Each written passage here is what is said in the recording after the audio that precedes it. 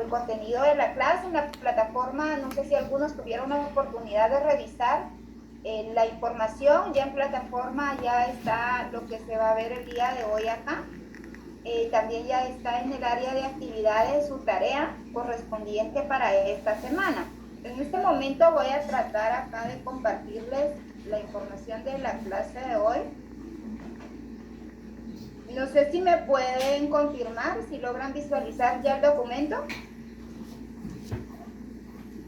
Sí se ve. Sí, muy bien, gracias. Licenciada. Gracias. Bueno, el día de hoy vamos a ver lo que es la conducta normal y anormal. Entonces acá, cuando hablamos de conducta normal y anormal, ¿qué es lo primero que se viene a su mente? Vamos a ver.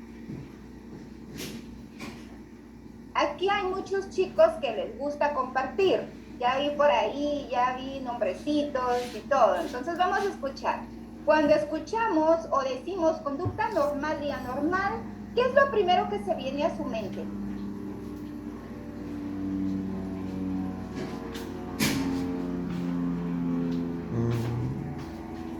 Yo creo que se podría decir, tal vez desde mi punto de vista, algo anormal, como algo que se sale de un contexto de reglas establecidas quizá por una sociedad. Muy bien, Samantha, muy bien. Exacto. Cuando hablamos de una conducta normal y anormal, pues como bien sabemos, no existe algún límite discreto entre comportamiento normal y anormal, ¿verdad?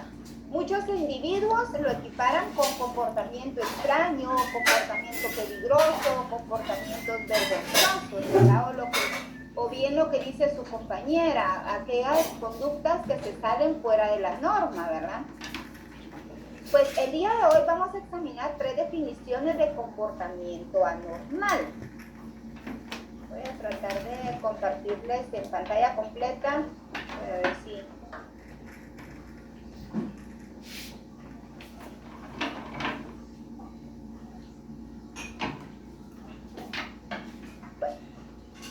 Cuando hablamos entre estas fases o estas definiciones, encontramos la primera, que es la conformidad con las normas, que es lo que mencionaba Samantha. Cuando el comportamiento de una persona es desviado,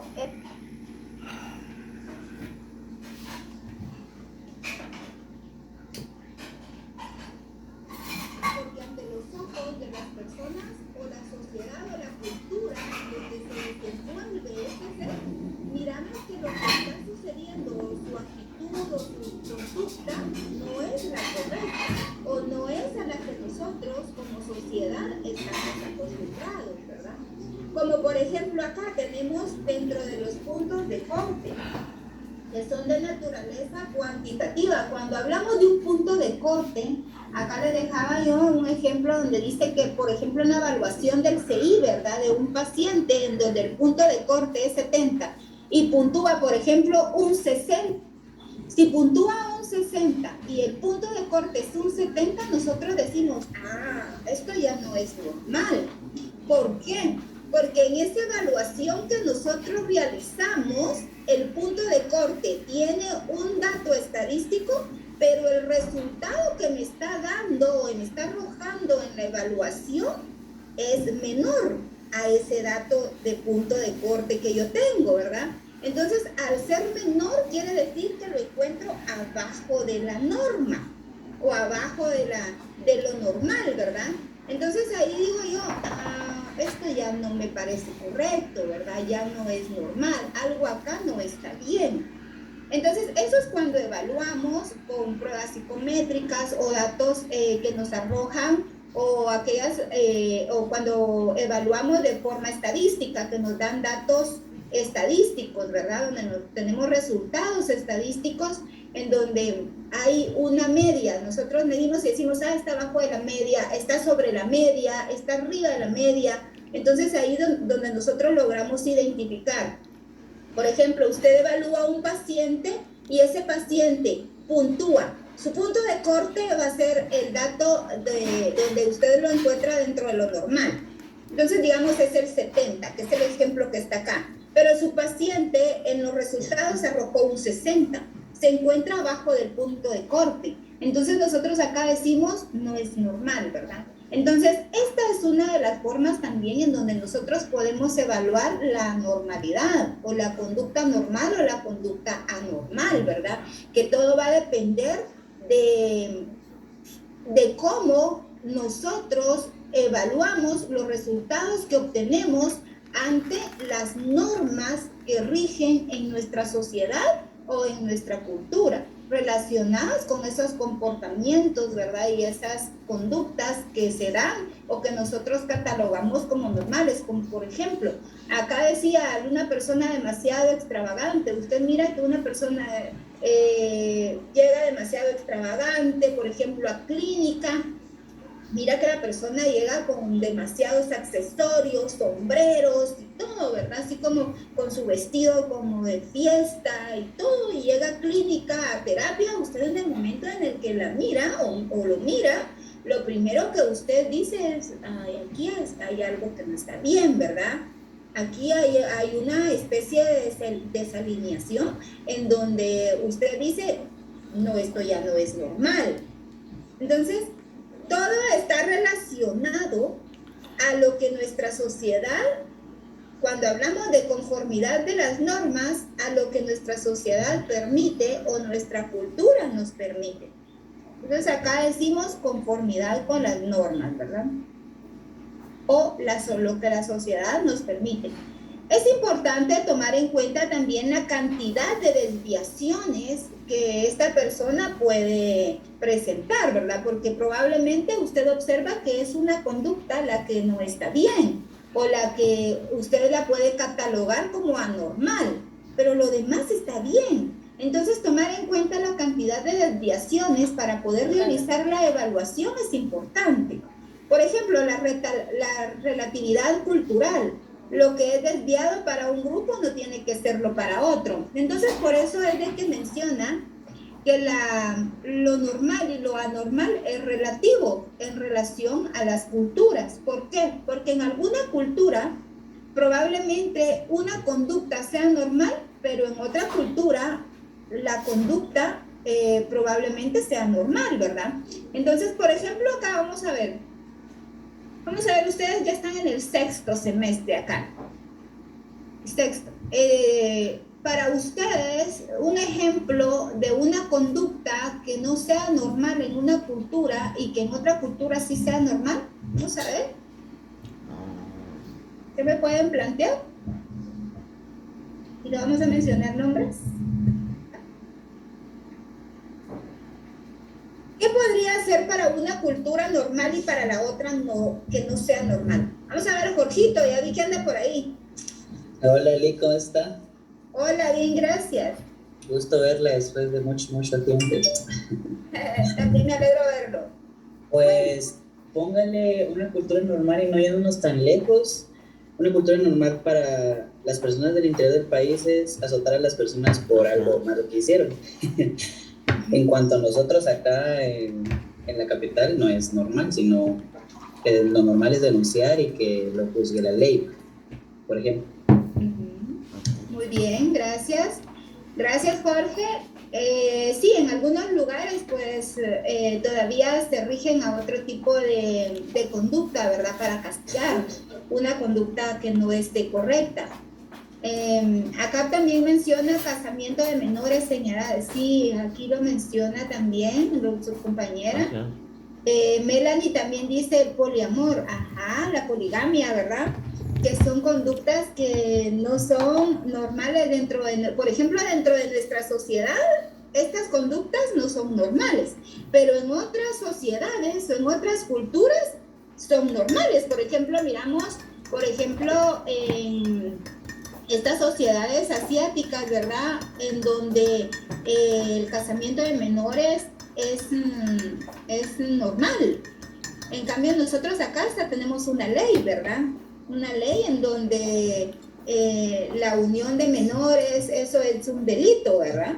Entonces acá, y sin embargo en esta otra cultura, el casamiento de menores, hay personas que se comprometen ya adultas con niños o niñas. Más que todo se ve en el caso de las niñas, ¿verdad? Que están comprometidas ya con personas adultas, ¿verdad? Y que nosotros acá pues lo llamaríamos como pedofilia, ese tipo de acto. Sin embargo, en otras culturas pues es normal, aunque nosotros no lo miremos de esa manera. La poligamia, ¿verdad? Ajá, que es también en donde el casamiento o la unión de diferentes parejas pues es... o que la persona tenga diferentes parejas es algo que es normal dentro de nuestra sociedad, no es así. Acá de hecho es hasta contradictorio, ¿verdad? Que el poliamor, por decirlo como lo dice ahí, o la poligamia acá no es permitido. Sin embargo, en otras culturas sí lo es. Entonces, acá se da lo que es la relatividad cultural.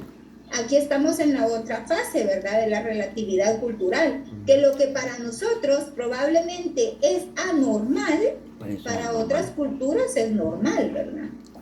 Entonces es relativo. Esto quiere decir que a la hora que usted evalúe a un paciente, es necesario que tome en cuenta la sociedad, el ambiente o la cultura en donde creció y se desarrolló, para poder entender ciertas conductas que probablemente dentro del lugar en donde esté en ese momento desarrollándose sean conductas desviadas, como por ejemplo si viene una persona de estos otros países o estas otras culturas, a nuestra sociedad, a integrarse a nuestra sociedad y trae sus costumbres, ¿verdad? Por ejemplo, de la poligamia, y quiere tener aquí varios matrimonios, ¿verdad? Entonces acá nosotros lo miraríamos como que eso no es correcto, eso es anormal, ¿verdad? Entonces acá tendríamos que evaluar la cultura, cómo se desarrolló para poder entender al paciente y poder hacerle entender cuáles serían las reglas y las normas de esta otra cultura, ¿verdad? A la que él se tiene que adaptar o tiene que optar, ¿verdad? Pero para eso es necesario realizar una evaluación. No solo tomar en cuenta lo que estamos observando inmediato, sino que recabar información y evaluar al paciente para poder comprenderlo. Acá dentro de la relatividad cultural hay ciertos factores que también influyen, ¿verdad? Factores de riesgo, como por ejemplo la discriminación racial, la posición socioeconómica. Acá el psicólogo debe evaluar la situación cultural del paciente al tratar la psicopatología. Esto es cuando nosotros ya estamos evaluando o estamos tomando en cuenta cuáles son las situaciones que está provocando la desviación en el paciente, ¿verdad? Tenemos que tomar en cuenta y evaluar los factores de riesgo.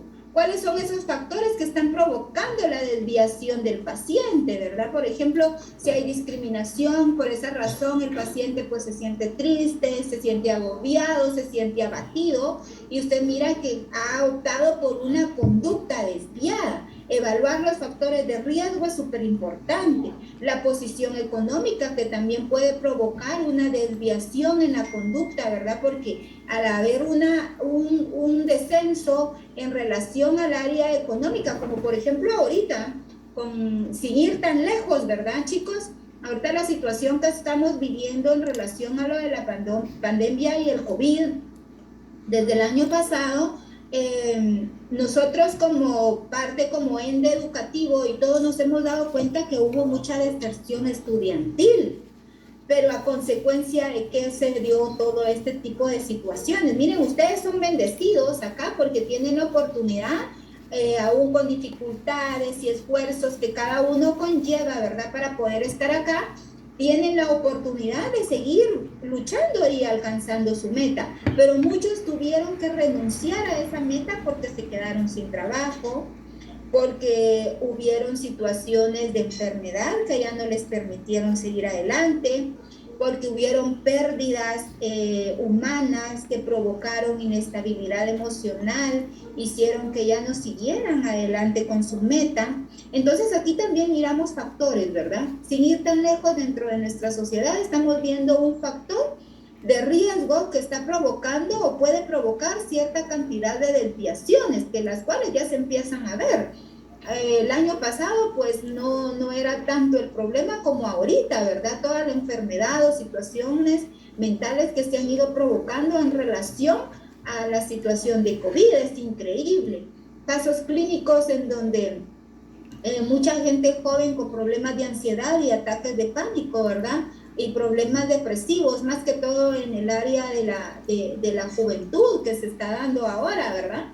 Y eso es parte donde decimos, aquí hay una desviación, aquí hay algo que no es normal. ¿Por qué? Porque dentro de nuestra sociedad estas conductas no son conductas que sean aceptadas, ¿verdad? Por ejemplo, ver una persona triste todo el tiempo, llorando todo el tiempo, afligida todo el tiempo, con aquella presión o aquella angustia de que algo va a suceder todo el tiempo, nosotros como sociedad ya no lo miramos normal, ¿verdad? Decimos, aquí hay una desviación. Entonces, acá miramos que hay un problema en relación entre lo normal y lo anormal. Y aquí venimos nosotros identificamos. ¿Qué nos va a ayudar a identificar estas situaciones? Al evaluar los factores de riesgo. Acá están algunos ejemplos: la discriminación racial, la posición económica, ¿verdad? Muchos han pasado durante este tiempo por situaciones de demasiado estrés que han provocado enfermedades psicológicas y también fisiológicas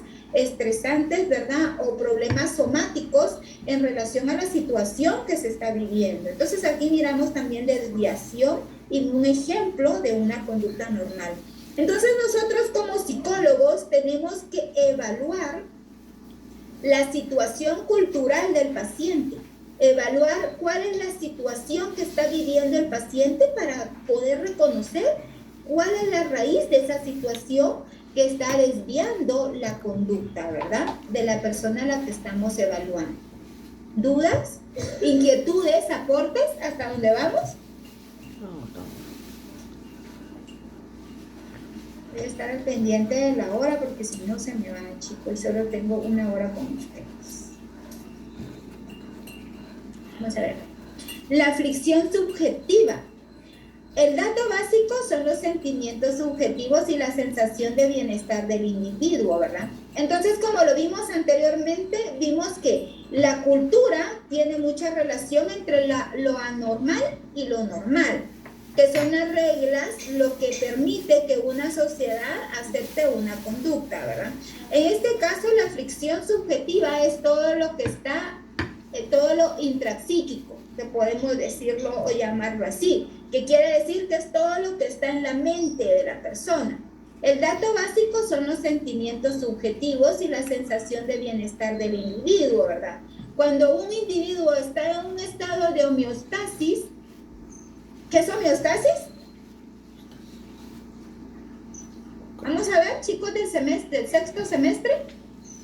Está como en equilibrio. Muy bien, Linda. ¿En equilibrio de qué? En todo yo recuerdo que en todo el sistema, tanto psicológico, también biológico y emocional. Muy bien, exacto. Estar en ese estado de bienestar, ¿verdad? Donde nosotros sentimos que estamos bien psíquico, emocional, ¿verdad? Lo mismo.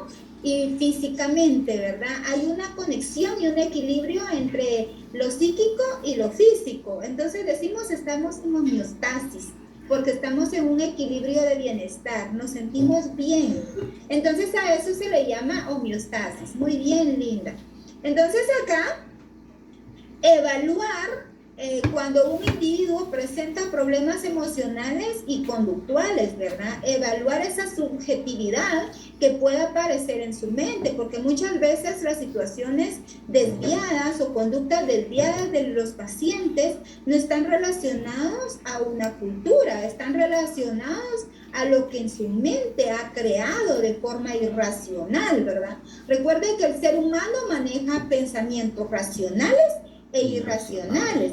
Y si esos pensamientos irracionales se vuelven más fuertes y llegan a dominar la mente, pueden llegar a provocar un trastorno y llevar a una desviación muy grande al paciente. Entonces, acá decimos que hay una aflicción subjetiva, que es diferente a una situación relacionada a la desviación con la cultura relacionada con las normas sociales, ¿verdad? Entonces acá tomar en cuenta la cantidad de aflicción que pueda presentar el paciente, ya que todos lo manifestamos en ocasiones. Acá es importante que usted tome en cuenta y seamos objetivos, ¿verdad? Cuando realizamos una evaluación de la normalidad y la anormalidad.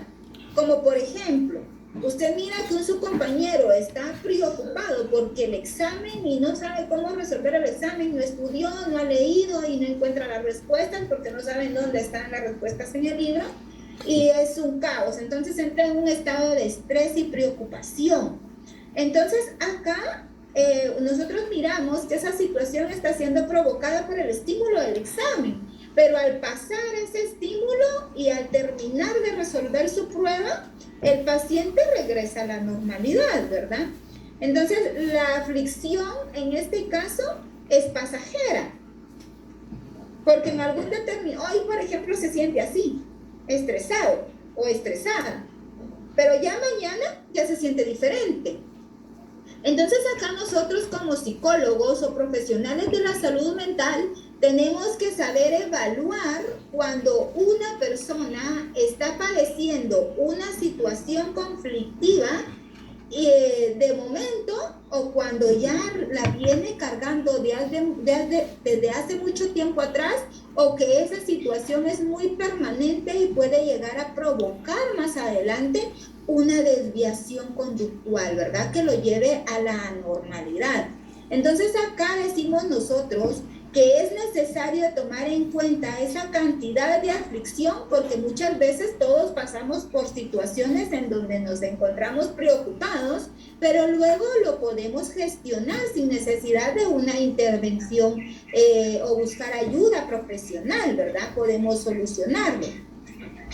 Todo esto se tiene que tomar en cuenta. No sé si ustedes tienen alguna inquietud, algún aporte en relación al tema.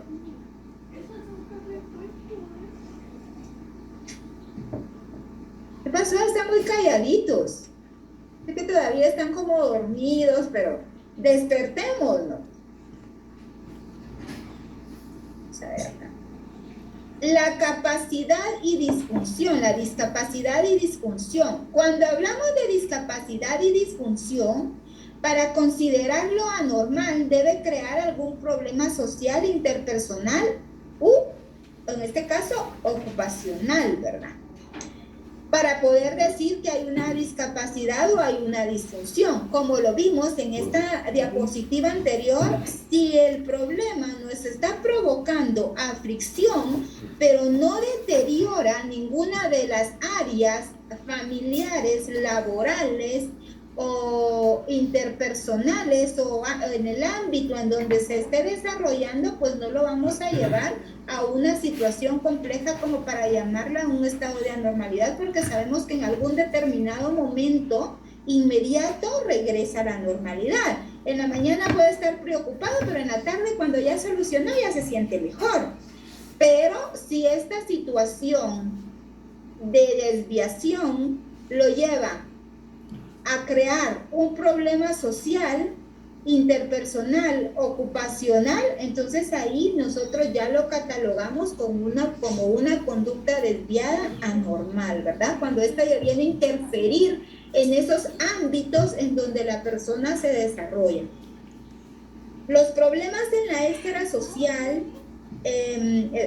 y ocupacional impulsan al individuo a buscar tratamiento, porque no se siente bien. Una persona que realmente empieza a darse cuenta, no, esto no está bien, yo no me estoy sintiendo bien. Como por ejemplo llegan los pacientes y dicen que mire, fíjese que siento una presión en el pecho, siento que no puedo respirar, empiezo a sentir que mi corazón se acelera y empiezo a sudar, hay sudoración y tengo ganas de salir corriendo y una desesperación, y esto me sucede seguido y aparece inesperadamente, yo ya no sé qué hacer. ¿De qué estoy hablando? ¿Cómo le llamamos a eso, chicos del sexto semestre? ¿Ansiedad? Ansiedad. Ansiedad, está dentro de la ansiedad, muy bien. pero es algo que aparece súbitamente, licenciado y licenciada, yo ya no sé qué hacer, y en ese momento yo siento como que me voy a morir, y es una angustia horrible, mire, siento una presión en el pecho, quiero llorar, siento como que me estoy asfixiando. ¿De qué estoy hablando? ¿Está dentro de la ansiedad? ¿De qué estoy hablando? Ataque de pánico. Muy bien, Linda, de un ataque de pánico. El ataque de pánico aparece súbitamente, ¿verdad? ¿Qué quiere decir súbito? Que aparece de la nada. Cualquier situación puede provocarlo y llevarlo a ese momento del ataque de pánico, ¿verdad? Muy bien. Entonces acá se han elaborado informes y entrevistas especiales para evaluar las relaciones sociales y ocupacionales. Entonces acá en este caso nosotros a la hora de evaluar, ¿verdad? Cuando evaluamos este tipo de situaciones en el paciente, tenemos que evaluar cada una de estas conductas que el paciente está presentando, y esto lo vamos a hacer y vamos a poder llevar a un mejor diagnóstico o poder llevar a una mejor información concreta y objetiva a través de las entrevistas, a través de los informes del paciente, a través de las situaciones que el paciente comenta que ha vivido con otras terceras o con terceros, ¿verdad? O con su grupo de pares. Entonces usted ya le pregunta qué tan frecuente se presenta la situación. Bueno, mire, la verdad solo se presentó ayer, pero ya me siento mejor, nunca me había sucedido. Lo que pasa es que está muy estresado, ¿verdad? Muy estresada. Pero ya me siento bien y solo esa vez me pasó. Entonces acá, ¿será que es una conducta la que llegamos a catalogar como una conducta normal o anormal? ¿O cómo lo catalogaríamos nosotros como psicólogos?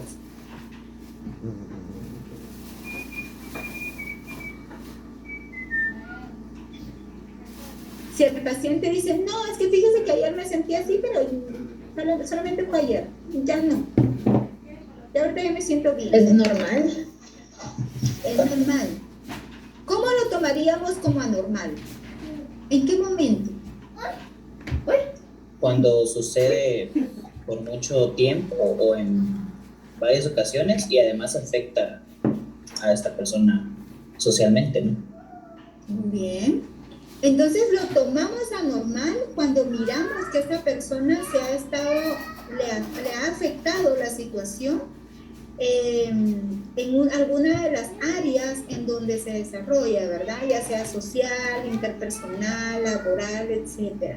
Entonces ahí decimos, no, aquí ya hay alguna desviación que está afectando una de las áreas en donde se desarrolla. Entonces esto ya no está bien, ya no es normal, ¿verdad? Pero preocupaciones, tenemos que aprender a distinguir entre lo normal y la preocupación normal y una preocupación anormal, ¿verdad? Una conducta que es normal y otra que no es, que es anormal. Por ejemplo, una situación de molestia en el momento por un estímulo o por una situación que a usted no le gustó, pues es normal que usted se sienta mal, que se moleste en el momento, pero luego usted reaccione o llegue a ese momento en donde se hizo introspección y dice, bueno, pues no es situación en donde me tenga que entrar en desequilibrio, ¿verdad? O tengo que gestionarlo. Entonces en ese momento la persona pues entra en un estado de juicio crítico y soluciona. Pero si aquella persona se queda encerrada en esa situación y en lo mismo y pasa meses y meses, entonces ahí sí ya lo llamamos anormal. Entonces tenemos que aprender a distinguir cuando una conducta es normal, porque todos pasamos por un proceso a veces de molestia, de enojo, de preocupación, de angustia, por X razón, ¿verdad? Pero luego regresamos a nuestra vida cotidiana normal. Por ejemplo, alguien entra a un estado de preocupación ahorita que las alertas de la enfermedad pues ha ido incrementando y la situación se ha ido como volviendo un poquito más compleja, ¿verdad? Como estábamos al inicio. Entonces, ahorita en relación a lo del COVID, mucha gente entró como al principio en un estado de angustia y dice otra vez y entran en esa situación de que ¿y ahora qué va a suceder? Pero luego dicen, bueno, tenemos que gestionarlo, cuidarnos, seguir las medidas de prevención y entran de nuevo a ese estado de equilibrio. Pero si la persona permanece con esa angustia y esa preocupación por mucho tiempo y ya no la pudo controlar, entonces ahí sí decimos, ya entró a un estado en donde necesita intervención. Cuando es enfermedad mental, pues acá según el DSM, se caracteriza por una disfunción conductual o psicológico, con una situación psicológica significativa, ¿verdad?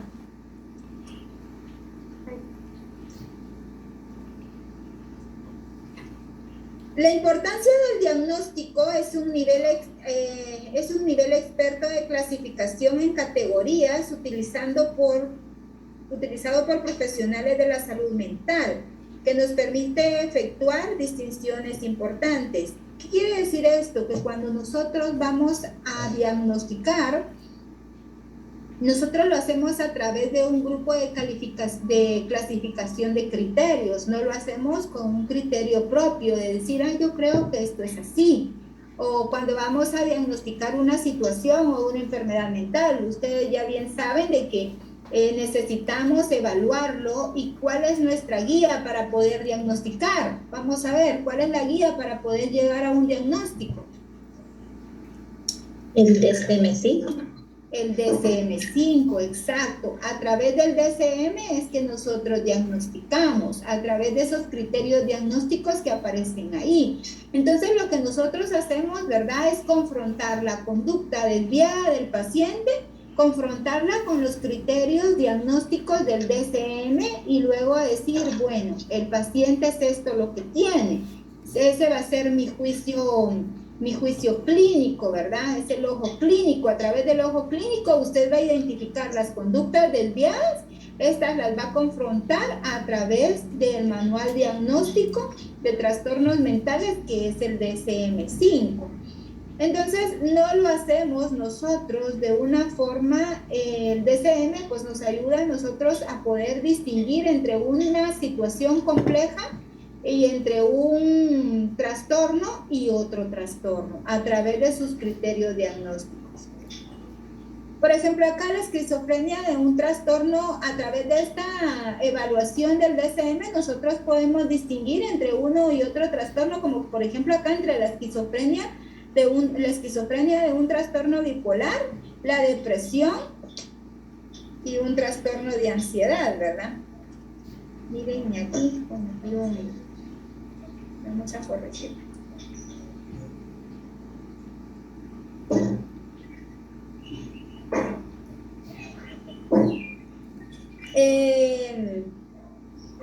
Vamos a ver, chicos.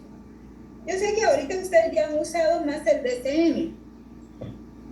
Por ejemplo, si yo hablo de esquizofrenia y hablo de un trastorno bipolar, ¿cuáles serían una de esas diferencias que me hacen distinguir entre la esquizofrenia y el trastorno bipolar y la bipolaridad?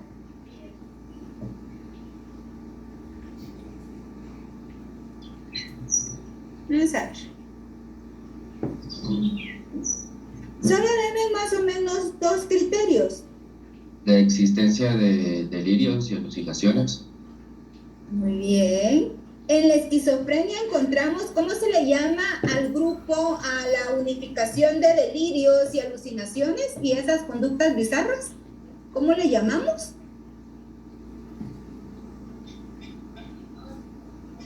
Muy bien. ¿Cómo le llamamos? Cuando ya tenemos cuando dentro de ese grupo encaja, o dentro de ese espacio encontramos alucinaciones, encontramos delirios, encontramos conductas bizarras. ¿Cómo le llamamos a todo eso ya unificado?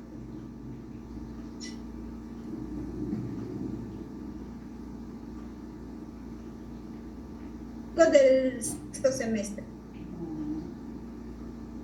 Algo que lo deberían de saber. No tengan miedo a equivocar. Respondan, aquí estamos para aprender.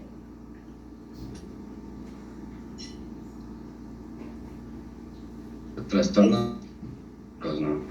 Exacto. Sí, Brando, me refiero a todos estos síntomas unificados, ¿cómo le llamamos? Cuando encontramos delirios, alucinaciones, conductas bizarras, conductas extravagantes, a todo ese grupo de síntomas, ¿cómo le llamamos? ¿Esquizofrenia? Sí, es un síntoma de la esquizofrenia, pero a este grupo de síntomas, ¿cómo le llamamos?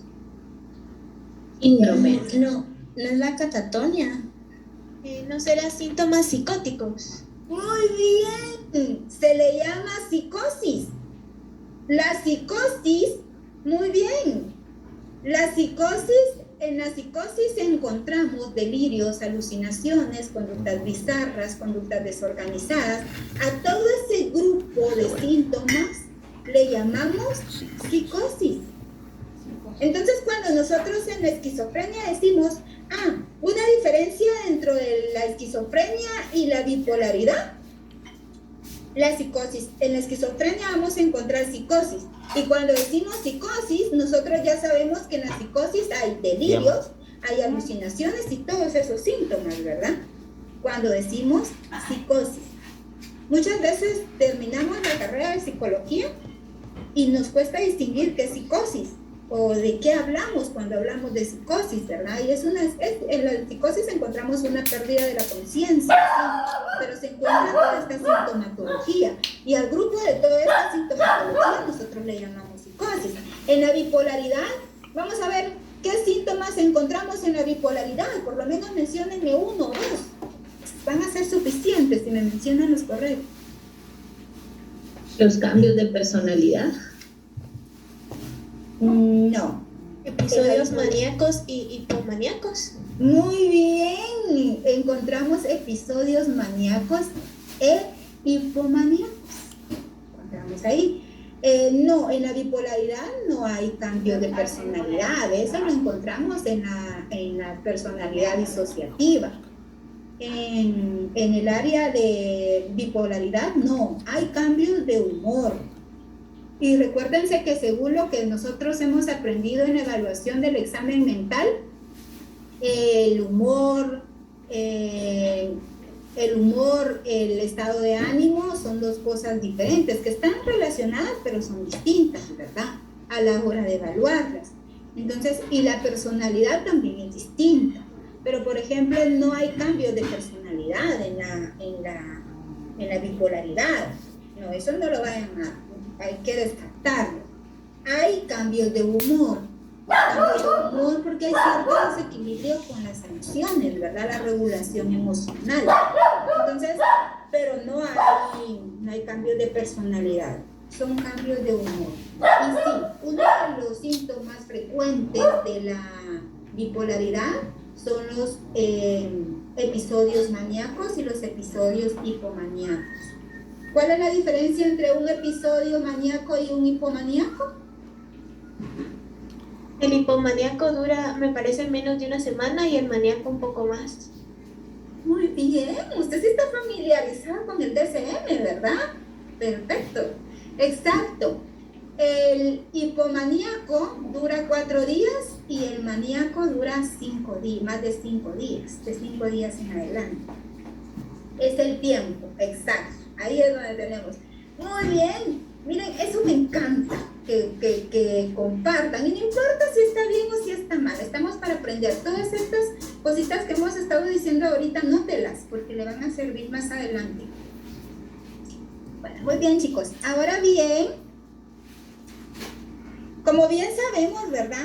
El sistema de evaluación por excelencia del psicólogo es el DSM-5, que es el último DSM actualizado. Anteriormente teníamos el DSM-4, ¿verdad? El DSM-4-TR, en donde se hacía evaluación multiaxial. Ya en el DSM-5 todo eso desapareció, ya no lo tenemos. Acá tenemos algunos principales modelos para poder evaluar la psicopatología, como por ejemplo los biológicos, que son los procesos en el sistema nervioso. Acá tengo que hacer algunas correcciones: nervioso, funcional, que funcionan mal, ¿verdad?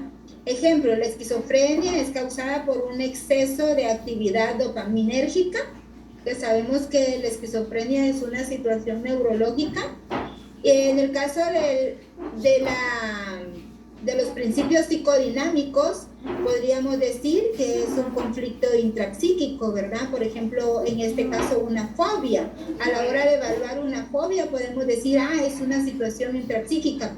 ¿A qué me refiero con esto? Que la situación que la persona vivió en su pasado le vino a provocar una fobia ahora en el presente, ¿verdad? Tendría que evaluar eso. También tenemos los principales modelos de la psicopatología, ¿verdad? Entre ellos tenemos también otro de ellos, el aprendizaje, que quiere decir que todo es aprendido tal y como se aprende, todo es aprendido, ¿verdad? Tal y como se aprende del comportamiento normal, así también se aprende el anormal. Por ejemplo, una fobia específica, el psicodinámico dice que probablemente en el pasado pasó una situación conflictiva que no superó y le provocó la fobia. En el del aprendizaje nos muestra de que si usted, por ejemplo, un padre le tiene miedo a un perro y está el niño y el niño observa que el padre le tiene miedo, el mismo padre le puede transmitir ese miedo y el niño puede generar ese miedo a través del aprendizaje, ¿verdad? O de la conducta por observación. Entonces esto lo dice también el modelo del aprendizaje o conductual. El cognoscitivo dice que debido a cogniciones desadaptadas, por ejemplo la depresión, ¿verdad? Una situación compleja puede llevar a creer o tener ideologías irracionales, ¿verdad? Algo que solo está en su mente. Entonces ahí tenemos el área cognitiva o cognoscitiva, ¿verdad? Acá tenemos algunos de los principios de los cuales se puede generar la psicopatología, que ya puede ser a través del aprendizaje, puede ser a través de una idea irracional en el lado cognoscitivo, puede ser a través de una situación vivida no en el pasado que puede llevarlo a tener un problema en el presente y así sucesivamente. La humanista, pues también a través de la negligencia relativa de la opinión propia y una dependencia excesiva, ¿verdad?, en las valoraciones de otros, cuando dos son incongruentes, la ansiedad generalizada, ¿verdad? Entonces acá podemos ver cómo realmente una situación que está a nuestro alrededor puede llevar a generar también psicopatología, ¿verdad? También creada por otras situaciones complejas que se dan con el grupo de pares. Tenemos también los sistemas de clasificación, en este caso son de suma importancia, si no nuestra experiencia y conciencia se vuelven una colección caótica de acontecimientos. ¿Qué quiere decir esto? Que si nosotros no tuviéramos un sistema de clasificación, no tuviéramos un método diagnóstico o algo que nos guiara para poder llegar a un diagnóstico, cualquiera podría decir esto es esto, o asumir que una enfermedad es esto, o ponerle nombres que de repente ni conocemos a ciertas situaciones complejas que se presentan en el ser humano, ¿verdad? Por eso es necesario tener un método y tener un sistema de clasificación ordenado, en este caso como el DSM, que es el que nos guía y nos orienta para poder diagnosticar. Si no existiera el DSM, esto fuera un caos a la hora de llegar a un diagnóstico, porque cada quien pensaría de diferente manera, porque cada uno tiene un criterio. Imagínense eso, cómo sería, ¿verdad?, a la hora de llegar a un diagnóstico. Bueno, chicos, ya tengo poquito tiempo. No sé si tienen dudas en relación a lo de la normalidad.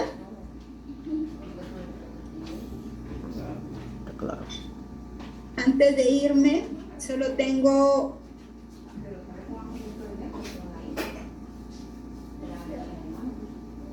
unos minutos, pero no me quiero ir sin presentarles esto.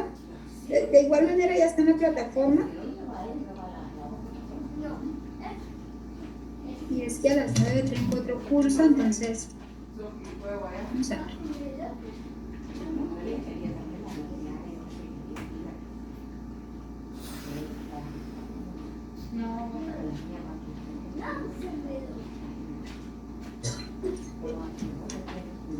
Lidia, solo una pregunta. Dígame, Jorge. La tarea de esta semana es un caso clínico, ¿ah? Sí. Me imagino diagnosticar. Es un caso clínico. Okay. No es precisamente un diagnóstico, sino que lo que tienen que hacer en la tarea de esta semana es identificar las conductas anormales y normales que se presentan en el caso clínico que está allá en la plataforma. Arman un cuadrito y en un lado colocan las conductas normales que observan en el paciente y en el otro cuadrito las conductas anormales. Es lo único que tienen que hacer, identificar síntomas normales y anormales o conductas anormales. Es lo que hacen para esta semana. Gracias, Lidia. Muy bien. Vamos a ver quién me quiere apoyar leyendo este caso clínico, así con voz de locutora o de locutor.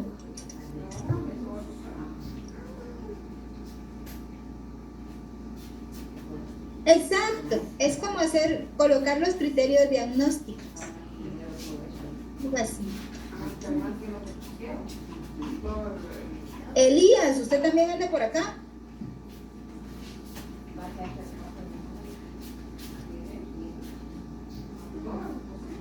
¿Qué tal, Lick? Hola, ¿qué tal? Es que está como obrando. Perdón. No hay problema. Ok, bueno, vamos a ver, por ahí lo están proponiendo sus compañeros para que lea el caso clínico. Sí, el caso ya está en la plataforma, dije. El caso clínico ya está en la plataforma, no es el mismo que tenemos ahorita acá. Vamos a ver, Elías, ¿me puede leer el caso clínico? Así, con voz de locutor. Muy bien, gracias.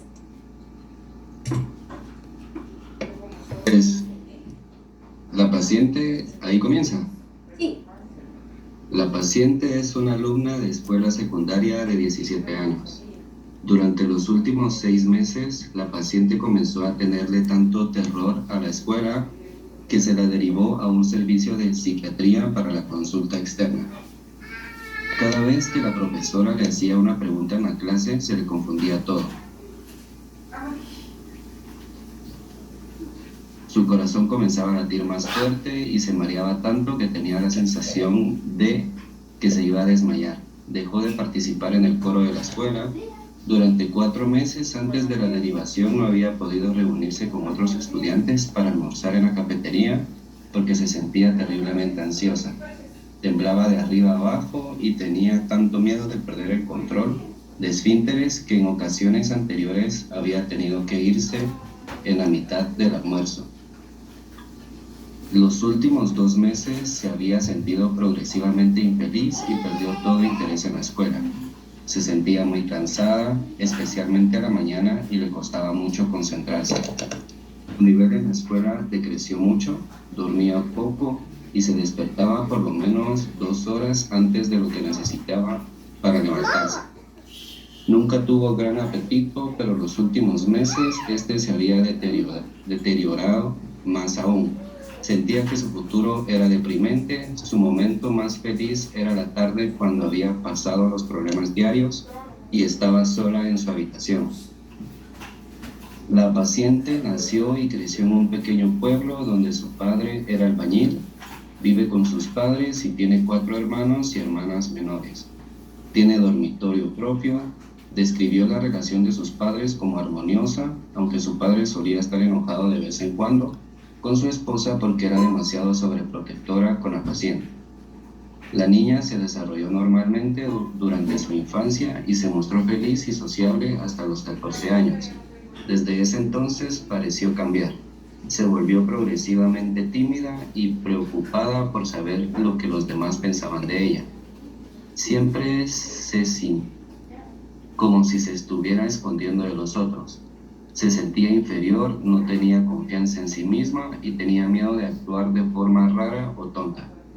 A los 15 años comenzó a asistir a una escuela secundaria y logró resultados razonables hasta 5 meses antes de ser derivada al servicio de consulta externa. No sé si puede bajar un poquito. Gracias. Desde el comienzo de la escuela secundaria se sentía incómoda cuando debía estar con otros estudiantes. Nunca pudo hacer amigos íntimos. A los 15 años recibió un tratamiento con hormonas porque sus menstruaciones eran irregulares. Su mamá, una de sus tías, también era muy nerviosa y tímida y fue internada en un servicio psiquiátrico por depresión. La paciente era de contextura frágil y pequeña. Al principio del examen se sonrojó y estaba tensa, se mostraba tímida y reticente. Más tarde, sin embargo, se volvió más segura y relajada. Impresionaba como anhedónica, pero no deprimida. No había sentimientos de reproche personal, inhibición psicomotriz, ni signos de pensamiento desordenado o características psicóticas. No se observaron intentos de tomar ventaja, llamar la atención de forma neurótica o tendencia a dramatizar. Admitió que sus temores eran excesivos.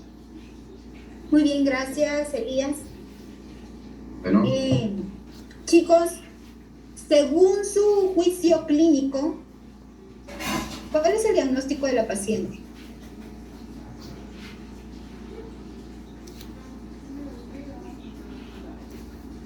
No importa si se equivocan.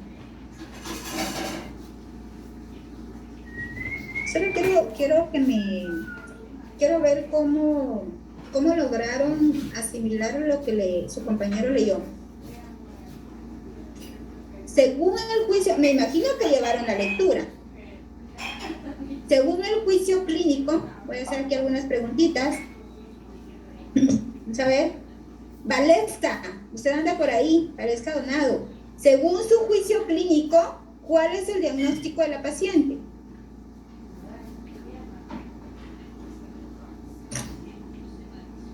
¿Está por ahí Valesca o solo está conectada?